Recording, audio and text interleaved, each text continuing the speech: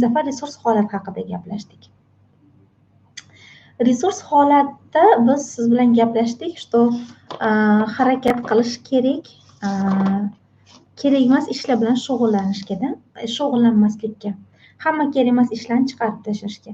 Mana bu, конечно, asosda resursga kirishni boshlaysiz, energiya ko'payishni boshlaydi. Kerak emas joyga bormaslik, borgingiz kelmagan, har doim qalbingizdan so'rang, mani borgim kelyaptimi, mani shu ishni qilgim kelyaptimi deb. Va odamlar nima deyishlaridan qat'iy nazar, siz haqingizda nima deb o'ylashlaridan qat'iy nazar bu narsani bajarish kerak. Endi keyingisi resurs holatga olib keladigan narsa, yozib oling keyingisi.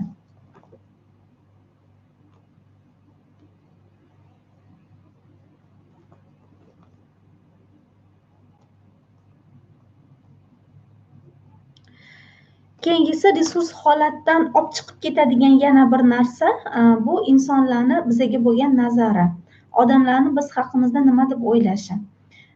Mana sizni hayotingizda asosiy insonlar bor. Bu siz, birinchi bo'lib, keyin turmush o'rtog'ingiz, farzandlaringiz, ota-onangiz, turmush o'rtog'ingizning ota-onasi. Bu sizni asosiy yoningizdagi, yaqin opa-ukalaringiz, конечно, aka-ukalaringiz va turmush o'rtog'ingizning ota-onasi. Siz tushuningki, biz siz bilan boshidan birinchi kundan gaplashdik. Bizga hayotda erkin yashash o'rgatilmagan va erkin yashash hurmat qilinmaydi. Bizga hayotda har doim ota-onasidan xabar olgan, amma xolasidan xabar olgan, buvisidan xabar olib turgan, qaynona qaynotasini oldida yashagan ayollar, erkaklar hammasi hurmat qilinadi. Tashvishi ko'p odamlar hurmat qilinadi. Tashvishi ko'pmi, demak to'g'ri yashayapti degan narsa bor. Va hozir siz real hayot yaratishni boshlaganingizda hech kim sizga chapga chalib, qarsak chalib молодец demaydi. Odamni tushunmaydi. Boshida ko'p narsa tushunishmaydi va boshida sizni bu xohishlaringizni hurmat qilishmaydi. Mana xuddi shu narsalarni hammasidan o'tganman. Yozib oling, bugundan boshlab sizni tushunishmasliklari, hurmat qilmasliklari mumkin hayotingizda. Bu ninachini hayoti, chumoliga o'xshab yashash kerakda. Mana bizga o'g'anda mana shunday yashagin. Boshqa hech narsa mumkin emas degandek. Insonlarning sizga bo'lgan fikri, nazariga qat'iy nazar. Albatta hozir siz hayotingizni o'zgartirayotganingizda ko'plar tushunmaydi siz nega bunaqa yashayotganingizni. Ko'plar buni hurmat qilmaydi, nega unaqa nazar sizda. Va ko'p insonlar atrofingizdan tushib qoladi. Oldingi olgan mehr, oldingi olgan avtoritetsiz qolib ketasiz. Masalan, agar meni o'zim ham oldin ilgari xolalarimni, ammalarimni o'rtasida avtoritet odam bo'lgan bo'lsam, men o'zimni hayotimga kirib, o'z real hayotimda yashashni boshlaganimda avtoritetim tushib ketgan. Sababi meni hayotim standart hayot emas, meni hayotim yengil hayot, meni hayotim nima deydi? Meni hayotim xuddi bezotветственныйda, javobgarliksiz hayotdek tuyuladi-da. Lekin ko'p insonlar ko'ngli qolgan bo'lsa ham, endi ancha yil o'tib ketdi, undan 5-6 yil, hozirgi kunda yana o'sha insonlar uchun avtoritet holatiga kelganman. Qaynonam, qaynotam va o'sha turmush o'rtog'im tomonlar men haqimda nima o'ylashyapti bilmayman, aniq hali yuzimga hech kim aytmagan, lekin his qilishimcha yaxshi o'y fikrlar yo'q. Bu meni baxtli bo'lishga, o'zimni xohishimdagi hayotda ketishga menga xalaqit bermayapti. Oldin bo'lganda, 3-4 yil oldin bo'lganda balkim shu narsalar uchun to'xtatib qo'yib, o'zimni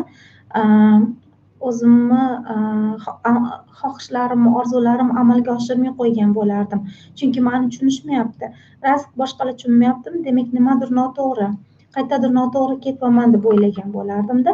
Hozir bo'lsa men bu narsalarga umuman qaramaydigan bo'lib qolganman. Ya'ni o'zim qanaqa xohlasam shundoq ketaveraman va har bir odamlarga ruxsat berib qo'yganman, xohlaganicha nazar bo'lishiga. Sizni resurs holatdan chiqaradigan narsa mana shu boshqalarning mehriga bog'lanib qolganingiz. Tayyor bo'ling bu narsaga. Odamlar sizni tushunsa, tushunmasa, boshqalarning mehriga bog'lanib va ularning mehri asosida yashash, bu sizni ko'p narsadan orqaga olib ketib qoladi. ko'p jarayonlardan orqaga olib ketib qoladi. Shuning uchun siz nima bo'lishidan qat'iy nazar faqat o'zingizni xohishingiz, nima uchun kelgan bo'lsangiz shuni bajarishingiz shart. Sizni hozir yozayotgan narsalaringiz biznes, sayohat, kruiz bu hammasi rosa tez jonga tegadigan narsalar. Real hayot juda keng, bundanda keng. Siz hozir juda tor qaryapsiz bu narsaga va mana menga qancha odam aytishgan, retritga kelganlar aytishganki, oldin ham har doim Turkiyaga kelardik, shu joylarga kelardik dam olishga, lekin tupoy dam bo'lgan ekan. Prosta yotib, dam olib, shopping qilib ketar ekanmiz, bo'ldi.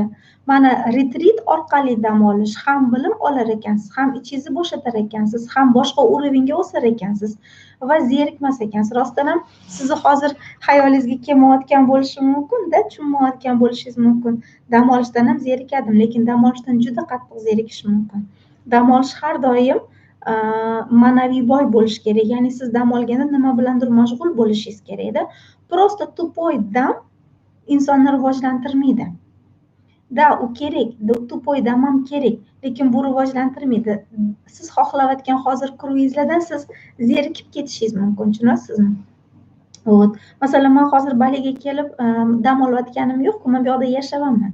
O'zbekistonda qanday yashagan bo'lsam, bu yoqda ham xuddi shunday yashayapman. Поэтому insonlarning fikridan, sizga bo'lgan mehridan, sizga bo'lgan hurmatidan uziling. Ular sizni hurmat qilsa, qilmasa hurmat qiling o'zingizni. Ular sizni yaxshi ko'rsa, ko'rmasa o'zingizni yaxshi ko'ring. Ular sizga mehr bersa, bermasa o'zingizga mehr bering. O'shanda yillar o'tib, ular sekin yana oldingizga qaytadi.